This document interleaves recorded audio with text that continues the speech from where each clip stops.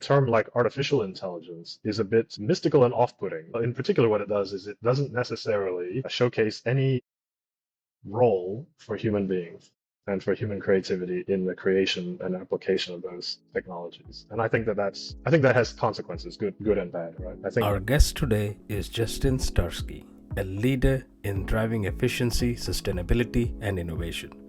As founder of Human AI, he empowers businesses with AI solutions while building a global community of AI engineers. Justin also co founded Unearth Solutions to connect innovators with industries for sustainable impact. With expertise in AI and innovation, he brings a transformative perspective. Let's kick things off by talking about building global AI and innovation communities that you have been building and been part of. sure. I guess the recently I had a chance to reflect on that. So it's been now 10 years since I started Unearth with some friends in Perth, Western Australia, and I've recently handed over my role to others in that business who are carrying on, and that gave me a chance to reflect on why we started that business in the first place and connect that to what I'm doing in human AI as well. And so I suppose the through line there for me is that what really motivates me is creating and spreading economic opportunity for people around the world. And in doing so, solving some of the world's most challenging problems. I think it's a beautiful thing that is responsible for my intrinsic motivation that you can actually build a business that creates economic opportunity for people on the other side of the world and solve problems for companies and do that in a way that benefits yourself as well. So that's, I suppose, one of the things that I've been looking for in my career are those win-win-win opportunities. And this is definitely a way of playing positive sum games. And so that's what excites me about building technical communities like the ones in on Earth and in Human Age. Yeah, that's such a thoughtful perspective on bringing people together. I heard about a win-win situation. What is win-win-win situation? Yeah. Yeah, I mean, for us, what that looks like is in Unearth, we've given away millions of dollars in prize money. We're approaching Yeah, that in human AI, and that's creating economic opportunity for people where there's a market failure, essentially. If we think about the current demand for data science skills in industry, you see headlines all the time about Taiwan accusing China of poaching some of their best AI engineers. Elon Musk was on Twitter talking about how Apple was poaching his engineers. So there's a lot of competition for what most people perceive to be a very scarce resource. That is, people with the right AI and data science skills. But in fact, if you look at the world in a different way, as one of a great abundance, you start to see that those skills are distributed around the world, but the opportunity is not equally distributed. So it's the case that some 5 million people have taken a course in machine learning from Andrew Ng, one of the best in the business, via Coursera. Right? They can do that for free. And then they can apply platforms like PyTorch, TensorFlow, Llama, these AI frameworks for building solutions also for free because those have been made open source. So we're in a situation of abundance where the skills and the tools are widely distributed, but the opportunities are not, as opposed to viewing the world as one where the data scientists and those skills themselves are scarce. I tend to see the world as one of abundant skills, but where we've got a market failure in presenting those opportunities to people around the world.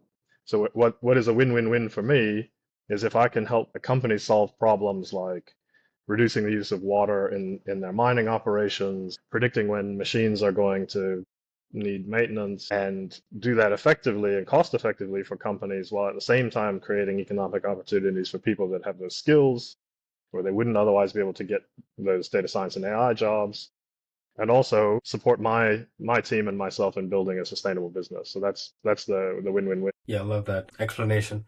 Uh, so I was going to ask you about the scarcity and abundance, and I'm happy that you kind of touched upon it because I was watching your talk around making friends with Joy's Law. So it would be good for the audience to kind of understand what that means. And then I want to dive a little bit deep into the scarcity mindset to abundance mindset. Absolutely. Yeah, I mean that the Joy's Law thing is just um, I suppose a bit of an origin story for me. I started my career working in a company called Sun Microsystems in Silicon Valley, and Sun had a number of different founders. One of them was a guy called Bill Joy, And Bill was famous around the office and then in wider circles in Silicon Valley for what became known as Joy's Law. And he basically went around saying that it doesn't matter the size of your company, most of the world's smartest people work for someone else. So you can be the biggest, hottest tech company in the Valley. You can hire all the best engineers around you, but still, most of the world's smartest people work for someone else. And I thought about that. And when you start to really understand what that means, then new opportunities open up to you. And in our case, in both Unearthed and in Human AI, those opportunities were um, the chance to think about how to tap into those skills, regardless of where those people work. So in Human AI, what that looks like is many of the people in our AI community have day jobs. They might work for Novartis. They might work for a startup somewhere by day. And then outside of work, they contribute their skills to solving problems for other companies. So Joy's law is really about seeing the law of large numbers at work in the supply of talented people and thinking differently about how to tap into those skills. Absolutely. I think with the remote working and remote working has kind of enabled tapping into these kind of talent a little bit more as compared to before all that shift happened. So I want to get back to this mindset of scarcity and abundance. And I really loved the example you shared in your talk around a screenshot of LinkedIn job search for data scientist, and then how many people signed up for the Andrew Ng's, I think it was a Yep, machine learning course. So how yep, can leaders shift from this scarcity mindset to an abundant mindset? And how might that help create better opportunities for both companies and the talent? sure. Yeah, I don't want to oversimplify the challenge that leaders face in large businesses in terms of getting the right skills into their businesses, right? But I think it all starts with the understanding, as you referred to, there's a difference between local scarcity and global abundance. And so if you go out and you do a search for open roles for any of the, in particular, tech skills, which I know the most about, if you search for data scientist or AI engineer or something like that at the moment, you'll find lots and lots of open roles. And hiring managers are doing that. And then they are adding jobs into that same pool. So they may see something like however many open roles there might be. I think last I looked, there was something like 16,000 in the UK for data Wow. scientists. So if you go and you go on LinkedIn, search for open roles for data scientists in the UK, you'd find some number like 16,000. That's an unmet need. That's a scarcity. There's work that companies want to have happening that isn't getting done because they lack the people to apply the skills to do that work. And a hiring manager will then add another one, and now we've got 16,001. And they are just in competition with everybody else for hiring those folks. So that's the scarcity side of that equation. The abundance side is then thinking about where are other people learning these skills that I might tap into them and solve my problems without necessarily hiring them. So Nigeria, for example, is training an incredible number of data scientists. This is something that I learned through growing the human AI community that was a surprise to me. You start to discover all of these interesting packets of talent around the world that you might not expect. And so for hiring managers and companies, seeing that pool of talent will then cause them to start to think about how they have to structure their organization differently if they want to leverage that pool of talent, because those folks aren't necessarily going to walk into a full-time job. So they can begin to think about what needs to change in my organization if I want to solve problems a different way using that abundance of global talent.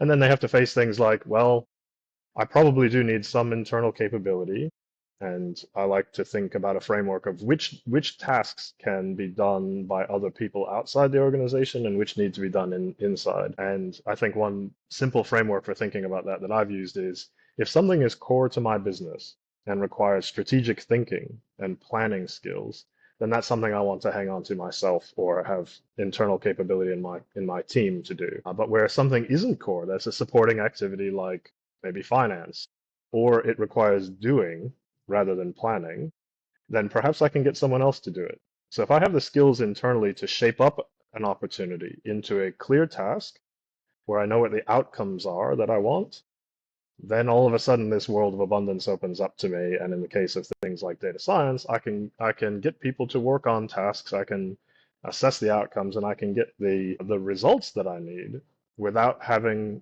to be bound by a model of thinking about skills as being something that I have to monopolize 8 hours a day by having somebody in a chair in my office. So a lot of things I kind of want to pick up on based on that answers. Let's start with organizations or leaders in organization needing to rethink the structure of the organization, and it's especially crucial in this age of AI that we're living in. And I think next year, 2025, we will see a huge disruption in the number of people an organization need.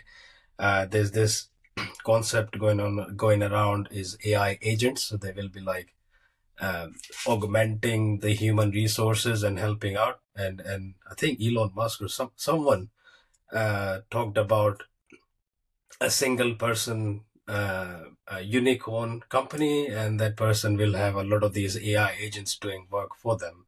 So, kind of building upon that, what are your thoughts around AI's impact on both the talent availability and augmenting a lot of these resources, tasks, and many other things within organizations? Sure.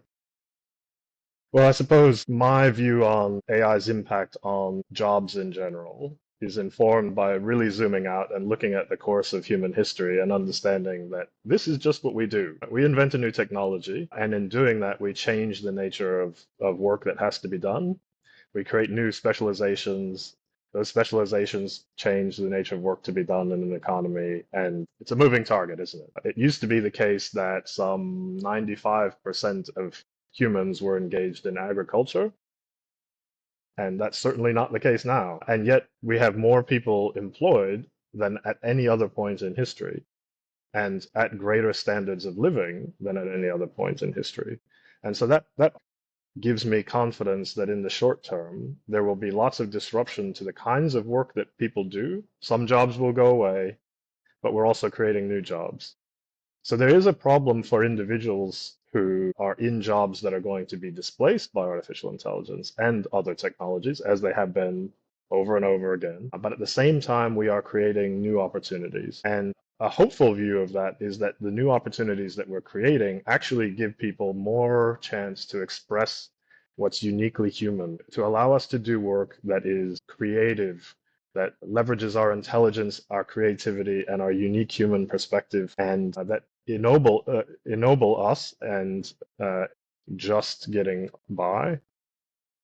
That is, I think it's a wonderful thing that in developed economies, people do not have to do backbreaking labor to make shirts or to make wheat, and we can contribute things like art and literature to the work that we do. So that is possible by the adoption of new technologies.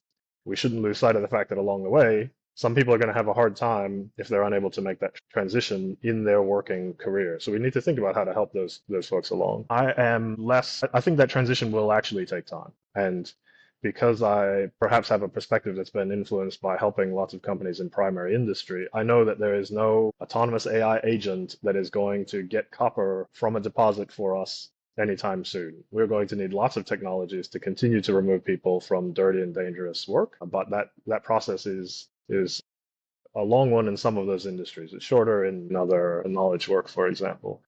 But I think that creates opportunity for us to really be engaged in employing people productively in jobs that make sense.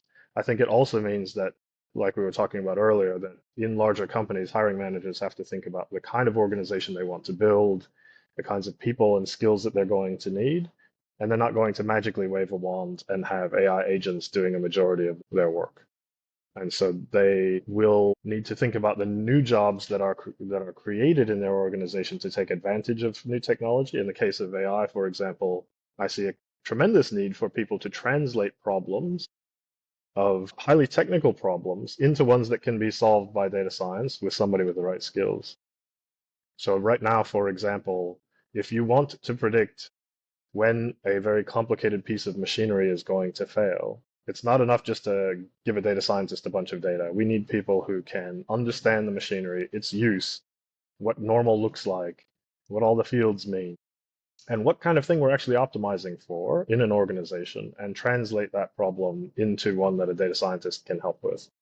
And that means that we still need people to think deeply about the problems in our organizations and to be data savvy enough to help more specialized, skilled people in data science to get their minds around those problems so that they can contribute their skills to solving them. Yeah, I think that's a very unique way that people need to start looking at AI, as compared to just thinking of it as, or getting scared by AI, or thinking of it as a job replacement or displacement technology.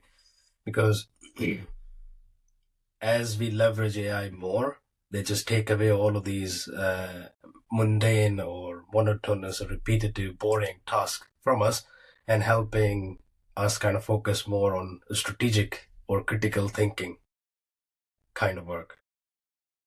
I recently was watching some conference talk, and someone says AI or die, and I feel like that's a very true statement. Not literally, but in terms of, if an organization is not leveraging AI in next few years, they will either be redundant or like dinosaurs, basically. So I think the person or the speaker meant in that way.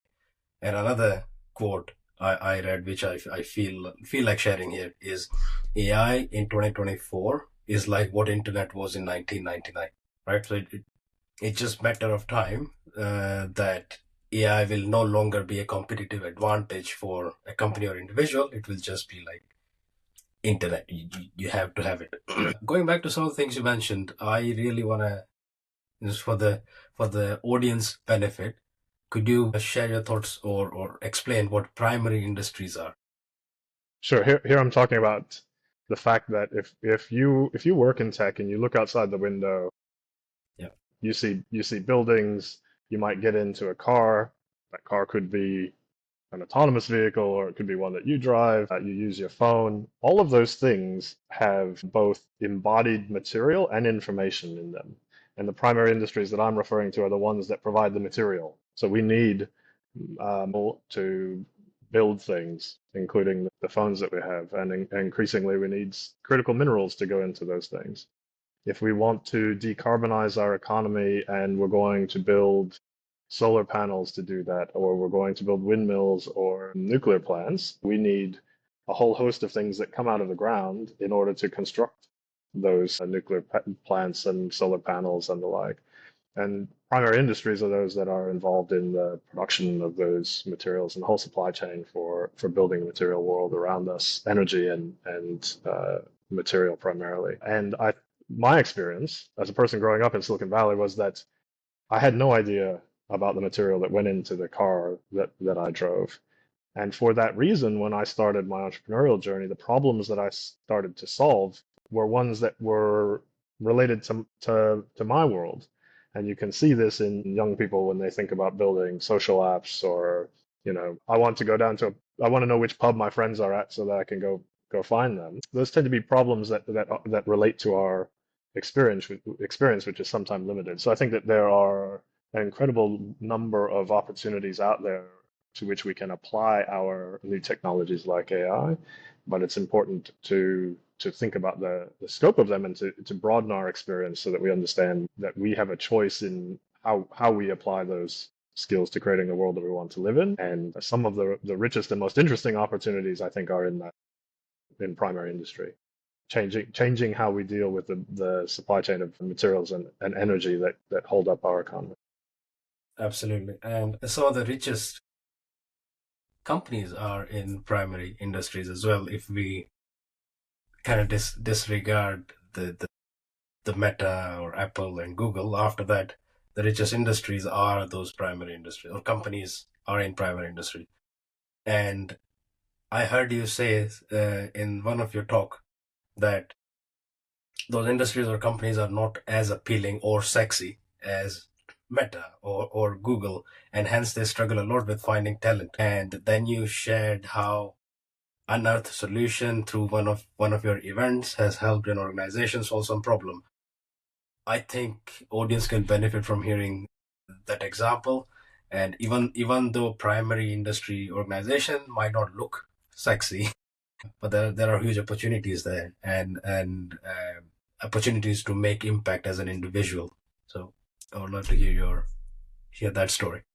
Yeah, I mean, briefly, what that looks like is in Unearthed, one of the things that we set out to do was help mining companies, those that produce minerals, metals, and the like, to become more efficient and sustainable through adopting technology. And one of the problems that those companies face is that people who don't understand them well tend to think of them as dirty, dangerous, polluting industries. You know, they dig up large portions of the in order to get the commodities that we need. Then they process them in very intense ways, and they have a negative impact environmentally. And they're constantly in news for things like dams breaking and killing people, in addition to causing environmental damage. And so their reputation is one associated with that negative impact. People don't think they're cool. They may even think that they're terrible. And there's some of that reputation that they need to own and to take responsibility for. But what they are failing to do is to engage our most creative minds in understanding that they have really cool problems to work on. And in Unearth, what we did was we brought those problems to weekend-long events called hackathons, where we got lots of talented people in the room to engage with those problems. The mining industry has operations that are in very remote and hostile environments, like in Western Australia, where it's very dusty, it's very hot. They're dealing with incredible scale because the trucks they have are enormous, for example, with tires that dwarf human beings. They deal with volumes of material that are gigantic, with consumption of energy that's huge. And for creatively minded technologists, some of those problems are super exciting. How can I reduce the use of fuel in those cars? How can I optimize these routes of these giant vehicles that move all of these tons of dirt around? And just showcasing some of the really cool problems to people with the skills to solve them in the right manner with the right constraints creates a very fun atmosphere in which something miraculous can happen, which is innovation can come out of that. And that innovation can drive enthusiasm and energy for solving those problems. So I think we did the Unearth team did a tremendous amount of work to make industry cool again and to engage people around the world in an opportunity to solve those problems. One of the things that I'm most proud of about that is that we created many new companies. When I say we created, I mean people out there, entrepreneurs took risk to build businesses on the back of opportunities that were showcased in our events or the Unearth programs since then, at connecting those opportunities to people with the right skills to solve them. And those new companies have gone on to change the world in positive ways. Yeah, that was a very interesting example of how looking beyond the traditional, ways of solving problem can really drive innovation and in process, make your company or organization a little bit more appealing to the talent that you're looking for or struggling to find. I want to touch upon many other experiences of yours, like startup and working with large corporations and things like that. But before we go there, there's one term that I've seen come up a lot recently. I think you talked about it as well. Is augmented intelligence, right? So could you share more on that? Like, what is augmented intelligence and why it's important to think about it? Yeah, for me, that's really about the work that humans have to do to solve problems, and that's why I called our company Human AI, because we have a choice about the problems that we get to solve, don't we? And I think a term like artificial intelligence is a bit mystical and off-putting. In particular, what it does is it doesn't necessarily showcase any role for human beings and for human creativity in the creation and application of those technologies. And I think that has consequences, good and bad, right? I think in particular, one of the consequences that's happening now is that we talk about artificial intelligence and many of the conversations go to some often dystopian future in which there are intelligences that have their own volition and come up with their own goals and act independently of humans. And that's frightening to us. But the actual state of things right now is that the creation of any of those machine learning tools and solutions Yeah. requires human effort and human creativity, both to which problems we want to solve in the first place, how the technology is going to be applied, what is the goal, and also about how to create the solution. And championing, I think, the human contribution to that world is important. And so I try to use words sometimes like augmented intelligence to highlight the role of human creativity in building those solutions. Augmented intelligence is humans and computers working together to do stuff that they couldn't do independently. Yeah, love that, and I hope this term catches up. So shifting gears a little bit, and so you've been part of startup environments, large corporations, companies with billions of revenues. So you must have come across all sort of different leadership challenges in each type of these environments. How would you compare the leadership style or agility or decision making that is needed for, let's say, a startup versus a large enterprise? Yeah, I suppose I should start by saying it's been quite a long time since I've worked in a role in a large organization. And so I have an outsider's perspective on the challenges that people in those businesses face as one who has been working alongside those leaders to help them accomplish their goals, but not as one who actually faces the day-to-day challenges of working in a large organization. And so I want to, I suppose, declare that I don't claim to know all of the nuances of things they have to deal with in their day to day, or the differences that implies for their leadership styles or the constraints on the decisions that they can make. But I do see that there are problems which are uniquely suited to startups, as an example, in helping large mining companies to identify technologies that could help them in a particular part of their operations. It was frequently the case that a technology that we discovered was in a relatively young state. That is, it wasn't mature, hadn't been commercialized, but had a lot of potential. So it's worth asking, what's the right way to see that emerging technology have an impact in industry? And that turns out to be a question about the right kind of organization to take it forward. Leadership is a part of that. Big companies who see those emerging technologies, and in particular, people in positions of leadership in innovation teams, occasionally think that the right way is to build that technology internally. So, how do they get it? How do they license it from a startup? How do they acquire it, perhaps? Sometimes with some things where that offers a competitive advantage, that might be the case. But frequently, I think the right answer, at least as we saw it often, was that startups are the right vehicle for running experiments in the marketplace about what's going to work. They can, as you alluded to, be much more nimble and try different things. And so for a large company, it makes more sense to keep tabs on what a number of startups are doing in terms of developing those technologies and what the impacts of those technologies might be on their business. Perhaps write contracts, for example, for first uh, first offtake, right? First use of that technology to get some early competitive advantage, but to let the nature of experimentation in the market figure out which are the right technologies for larger companies to eventually buy and use. So my perspective on that has been to try to figure out how to create the conditions for success in an ecosystem that allows the right opportunities to get into the right vehicles for running experiments about how to commercialize technologies to solve those opportunities. So that usually look like trying to create engagement between large companies and startups as a vehicle for experimenting with technology and commercialization.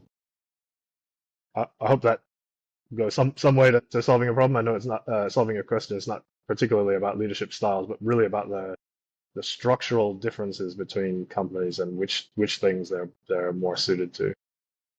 Well, I think there are some great advices in that response, and if there's any leader listening, certainly adopt to some of these advices that you kind of mentioned. We talked about, or you talked about innovation a lot, and one of the aspect is in innovation that is very critical is collective intelligence. How do you see the role of collective intelligence in driving innovation in general? That's a good question. I suppose, I mean, when we think about collective intelligence, I think what we're talking about usually is the kind of thing that can emerge from having diverse perspectives and skill sets that come together that to create something that couldn't exist otherwise. That is, there are things that can be created by the combination of skills and experiences towards a direction that couldn't be accomplished by individuals on their own. And so in the domain of innovation, what we're looking to do is to create new things.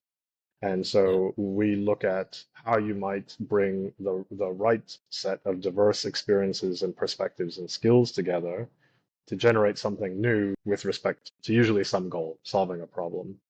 The hackathon methodology that we in Unearth certainly didn't invent, but were very effective at applying to mining problems, involved looking at a problem that an organization faced, say, I don't know, a new way to discover deposits, where should we drill, or a new way to move material in a mine. And you bring those problems together, and we go, well, great. Well, how can we get a whole bunch of people with a diversity of experiences and skills together to see what early ideas they might have about that? And so there we're curating collective intelligence in the sense of making sure that we had a lot of people with a lot of different skills and that those people complemented each other. You can't force that. You can create the conditions for that kind of thing to come together. So people chose their own teams in those events, for example. Sometimes they brought their colleagues along. And then we implemented some constraints, primarily the constraint of time. You must come up with a prototype in a weekend. And it's impressive what people can do in a short period of time when they get together and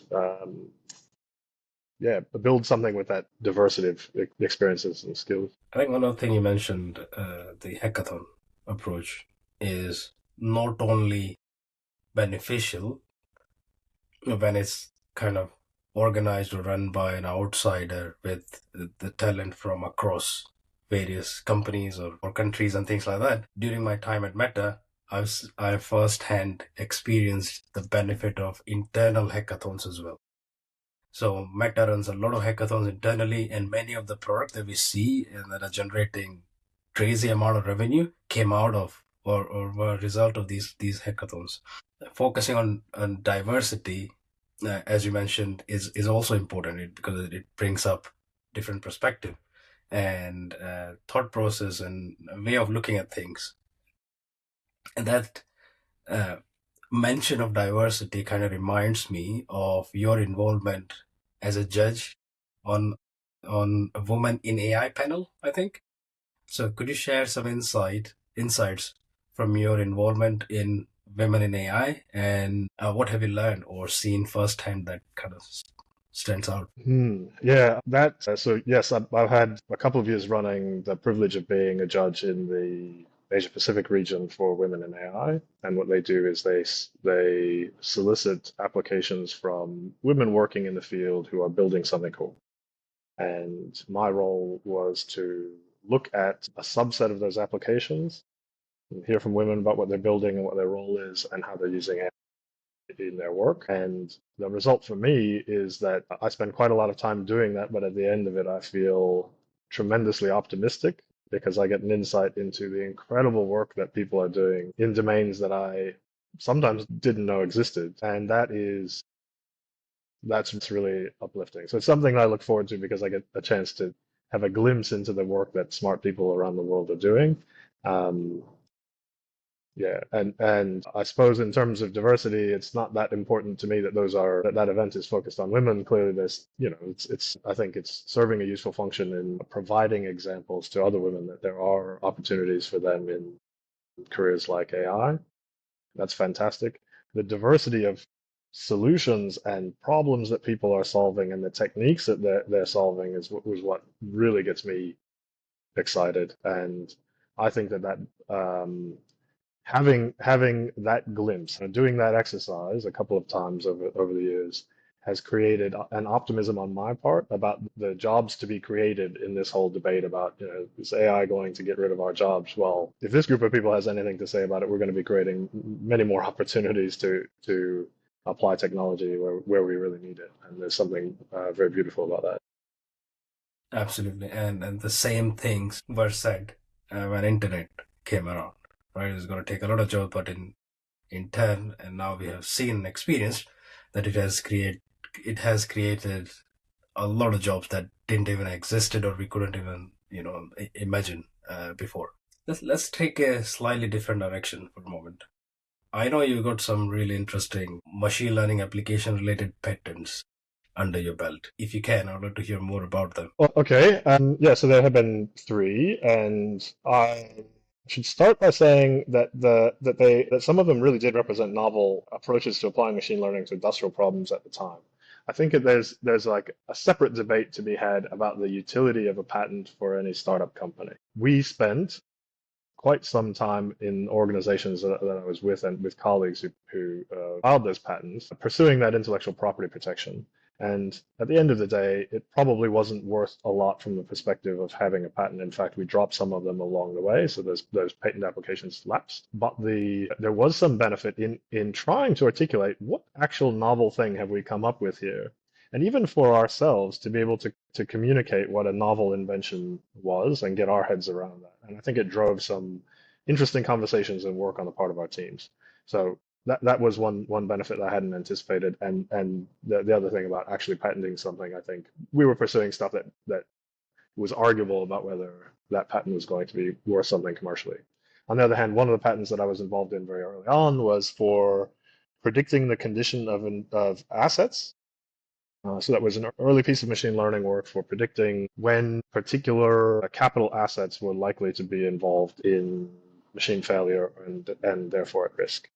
The technology and that patented approach was applied to predicting fires in power poles, at the top of power poles. So you get these wooden power poles and very distributed energy networks, and sometimes things happen and they catch on fire, and that can bring the network down. You're interested in things like when does the pole need to be replaced or when does the equipment on the pole need to be replaced. So that patent was related to that, and also for sending the small bits of additional data that were required to drive that prediction, because compute resources were limited we say at the edge, that is on each of those little devices in that network of so it was about how to send the right bits of information and only the right bits so that you could inform your model and make predictions. As a commercial thing, articulating that patent led to its acquisition by another company. So that created an okay outcome for a startup that I had at the time. And so that's one benefit of that patent. The other two patents were relating to, one was about, one that I think was particularly interesting is about the buildup of consensus, that is bootstrapping signal from noise in this particular application was about predicting deposits of minerals. So that is a problem in machine learning where you don't often have a lot of very labeled training data. It is deposits of things like gold, for example, are few and far between, and they occur in quite different geological environments. And so it's not as simple and straightforward as training a machine learning model.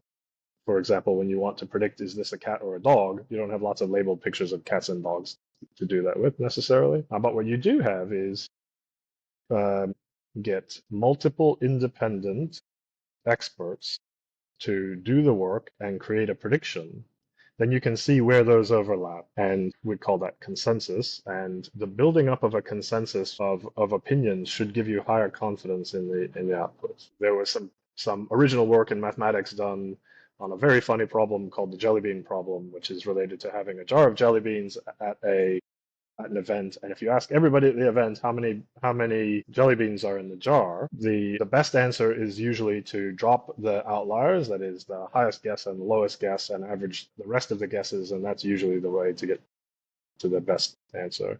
And so this is a similar approach. It's if you have an independent opinions are critical. If you get multiple independent opinions, then you should have a higher confidence where they agree. And in this case, that's about where in the ground some minerals might be. But it can be applied to anything. And so that's actually one of the strengths of what we do in human AI is that when it comes to data science, more answers are in fact better than one. You can think about this from the perspective of a business owner. If you engage a data scientist in your team to optimize a particular process and you save 7%, and that translates into $5 million a year, you throw a big party, you pat yourselves on the back, well done, right? But you don't know if you could have saved 8, 10, 20% because you got one answer. And so when you're doing things like that, it frequently is better to get multiple independent answers and look at both the methodology and choose the best methodology. Sometimes you want to ensemble the best approaches into one more powerful approach, or figure out what the best is, but you can increase your confidence by having multiple independent. So that's what that patent was related to. We apply that understanding to everything that we do in human AI at the moment. It also has one other benefit, which is that if you're getting multiple independent opinions, sometimes you turn up an outlier opinion. That is, some crazy person came up with some approach that is so outlandish that it just might change your entire business. Now, most of the time, those outlier opinions are wrong, but on the occasional chance that they are right, they are often transformational. So I'm very interested technically in how to apply multiple independent opinions to solving problems at scale for organizations so they can benefit both from the greater confidence of the consensus of those independent opinions and from the outlier, identifying outlier solution. Justin, this has been a great conversation. And if I just reflect very quickly, I think the theme has been intelligence, whether we talked about artificial intelligence, augmented intelligence, or collective intelligence. Any final thoughts or advice for our listeners from you? Oh, good one. Look, I mean, I just would like to reiterate the theme of this stuff for me, which is really about enabling humans to get after what we do that's unique and wonderful. And I think in the whole discussion that we are having about AI and how it's going to change our worlds, if I can contribute anything to that, it's a note of optimism and a note of agency. That is, we can have a role to play in shepherding this technology towards productive uses. And if we do that in ways that help us to become better at expressing our uniquely human capabilities in the world, that's a good outcome. And that takes all of us to contribute. I have seen the power of that both applied to companies and to individuals. And so I would love to end on a positive note about the humanity that we can introduce in our technologies. Amazing. And finally, where can people find you and how you help companies in case our listeners can find value in working with you? The easiest way is to drop me an email. I'm Justin at human, HUMYN.ai. You can try spelling my last name. That's easier said than done, but if you do, you'll find me on LinkedIn. Well, Justin, thank you so much for being here. Thank you for the great conversation.